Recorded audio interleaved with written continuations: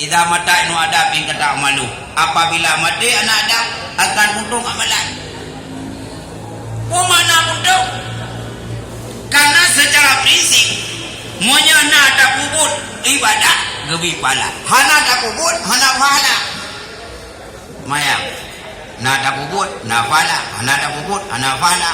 Mati itu nyen pala semayang tinggal prek. Ya ilih hana le. Musrika biasa. Dia dalam serikah, mati dan yang hana pak dia dalam serikah, karena hana urut. Habis bohem produktif, tapi hana ilele. Tapi menyawa kau, dah hana le.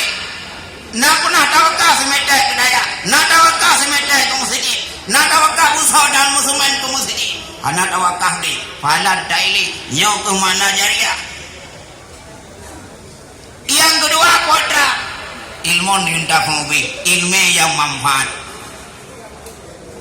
Ilmu tapi kurang, walau hanale, tapi ilmunya manfaat akhirat. Hanale kita nyok, di awal ilmu kita nyok, wipala le awal. Yang kedua, waladun salihun yadullah, anak yang saleh, yang tim doa ke ayah mama. Nana tujuh, kok saleh. Karena yang kebuka hadilan kita, monya anak yang saleh. Ahwat dari ibadat nyentro pahala tanya ayah.